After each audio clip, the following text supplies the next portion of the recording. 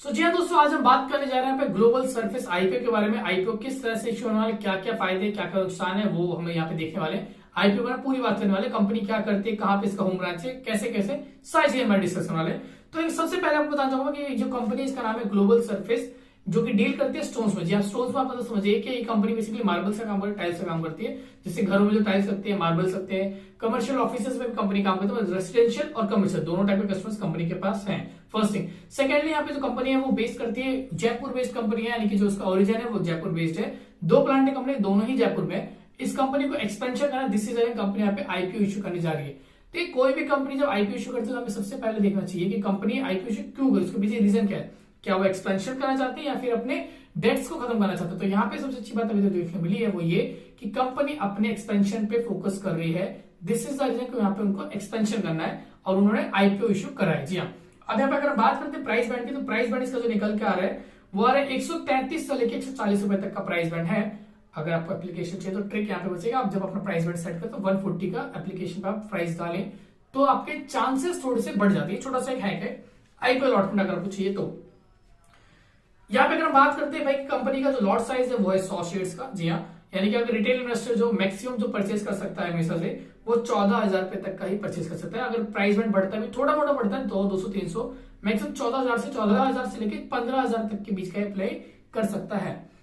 उसके बाद अगर हम बात करते हैं यहाँ पे कि ये जो आईपीओ निकल के आ रहा है रेशियो कैसे बांटा हुआ है, तो देखिए यहाँ पे निकल रहा है QI20 के लिए यहाँ पे 50% QI20 अप्लाई नहीं कर सकते हैं। जी हाँ, 100 शेयर अगर कंपनी निकाले एग्जाम्पल के लिए आईपीओ में तो 50% ही QI20, मतलब आपके FIIs और DIIs जो है सिर्फ 50 शेयर्स ही ले सकते, उससे ज्यादा परचेस नहीं कर सकते।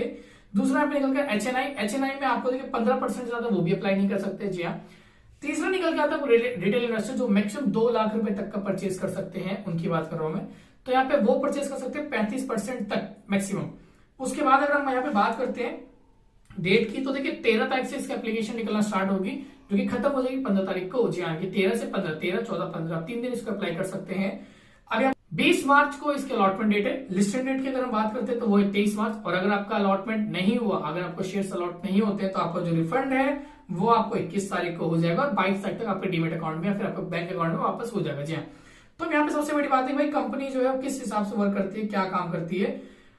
तो यहाँ पे सबसे मेन चीज जो है भाई ग्रे मार्केट में इसका रिस्पॉन्स अभी से ही पॉजिटिव दिखना स्टार्ट हो चुका है। जी हाँ, यानी 35 से 40 रुपए तक का इसका प्रीमियम अभी तक हमें देखने को मिल रहा है। 140 अगर आप लेके चलते हैं तो इसे 35 ऐड कर दिए, 175 रुपए तक का आपको लिस्टिंग डेट पे आपको गेन हो सकता है। यानी कि लिस्टिंग गेन्स के चांसेस इस आईपीओ में आपके बन रहे हैं पूरे, तो आप अप्लाई कर सकते हैं। बात करते हैं कंपनी के स्ट्रक्चर की, तो भाई कंपनी जो है यहाँ पे कंप्लीटली प्रॉफिटेबल है। बात करते हैं अगर हम यहाँ पे ग्लोबल सर्विस आईपीओ की फाइनेंशियल्स के, तो देखिए यहाँ पे जो रेवेन्यू निकल के आ रहा है 2020-21-22 का, वो निकल के आ रहा है 164 करोड़ के आसपास, 175 करोड़ और 190 करोड़ के आसपास में रेवेन्यू, मतलब रेवेन्यू में कंटिन्यूसली हमें ग्रोथ देखने को मिल रही है। उसके बाद अगर हम बात करते हैं कंपनी की EBITDA की, तो 2020-21-22 में यहाँ पे मेंटेन करा है कंपनी ने 24.69%, 27.5 एंड 21.97, अप्रॉक्सीमेटली 22% के आसपास के यहाँ पे EBITDA मेंटेन किए गए। बात करते हैं कंपनी के प्रॉफिट की, तो प्रॉफिट यहाँ पे कंपनी ने 21 करोड़, 34 करोड़ और 36 करोड़ के आसपास यहाँ पे कंपनी ने प्रॉफिट यहाँ पे मेंटेन करा, मतलब एक ग्रोइंग स्टेज पे एक तरह से धीरे धीरे यहाँ पे बढ़ोतरी हुई है काफ़ी अच्छी। बात करते हैं यहाँ पे कंपनी की EPS की, तो कंपनी की EPS जो निकल के आ रहा है वो 9.63 तक निकल के आ रहा है।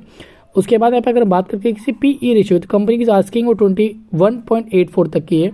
कंपनी का हम डेट टू इक्विटी रेशियो देखें तो पहले कंपनी का डेट टू इक्विटी रेशियो 2020 में था 0.83, लेकिन कंपनी ने उसको काफ़ी अच्छे तरीके से रिड्यूस करके लेके आ गया भी 0.28 तक। तो ये कंपनी जैसे कि हम देख पा रहे हैं CAGR भी कंपनी ने बहुत ही अच्छा मेंटेन किया इन टर्म्स ऑफ सेल्स, तो बहुत ही कंसिस्टेंट ग्रोथ है कंपनी का। बहुत ही अच्छा आईपीओ निकल के आया कंपनी के लिए, मतलब बहुत बड़ी कंपनी नहीं है, छोटा सा प्राइस बैंड है, छोटा सा अभी शेयर है, बट ये आने वाले टाइम में हमें अच्छा रिटर्न दे सकता है। ग्रे मार्केट प्रीमियम देख ले 35 से 40 रुपये तक का ग्रे मार्केट का प्रीमियम भी चल रहा है। तो अगर आपको ये वीडियो अच्छी लगे तो चैनल को लाइक करें, सब्सक्राइब करें, दोस्तों के साथ शेयर करें। Thank you so much.